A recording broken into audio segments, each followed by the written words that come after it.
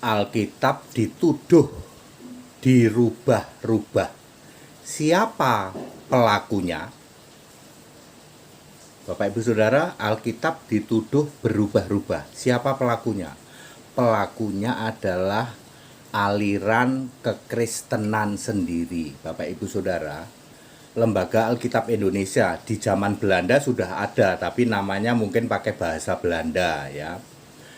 Kemudian Indonesia Merdeka 1945-46, antara 45-46 berdirilah Lembaga Alkitab Indonesia. Ini melanjutkan Lembaga Alkitab Belanda.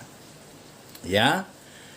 Kita kan dulu dijajah. Waktu penjajahan itu mereka semboyannya apa? Gold, glory, and gospel.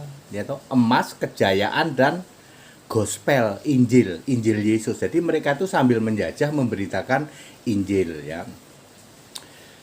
Lalu muncullah Lembaga Alkitab Indonesia. Di Lembaga Alkitab Indonesia itu memfasilitasi semua aliran ya. Maaf kata, orang Katolik datang ke LAI. LAI aku mau kitabnya kayak begini. Oke, dicetak oleh LAI, dikasih logo LAI. Protestan datang sama, Advent datang sama. Jadi LAI memproduksi Alkitab berbagai aliran. Tetapi dia juga menerbitkan satu-satunya Alkitab standar dunia. Apa itu? Yang ada huruf hitam, huruf merah. Lalu ini dia. Orang di luar Kristen baca, misalnya kelompok Mukalaf. Menurut Mukalaf, ini Alkitabmu ini dirubah-rubah. Ya. Kenapa dirubah-rubah? Karena dia membaca dari berbagai aliran.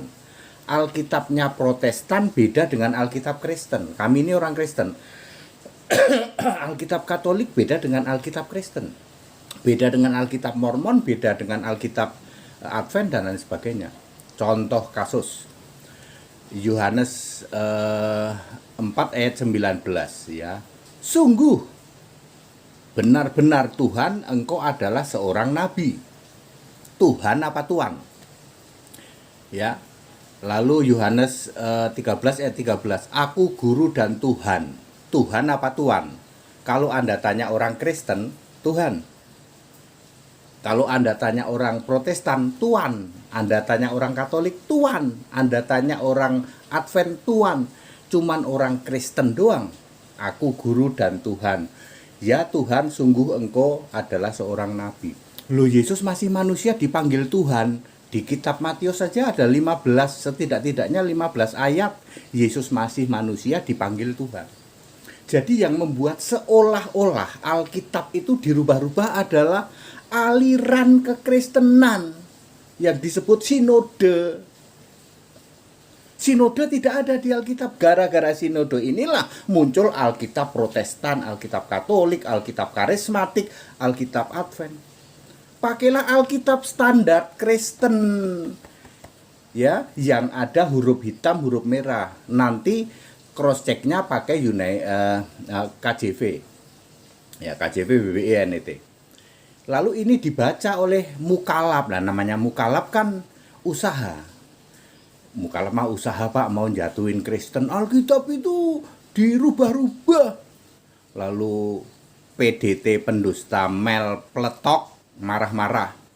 Itu setan dua itu merubah-rubah Alkitab firman Tuhan. Aku setan satu ya, Mel Pletok, aku setan satu, adikku itu setan dua.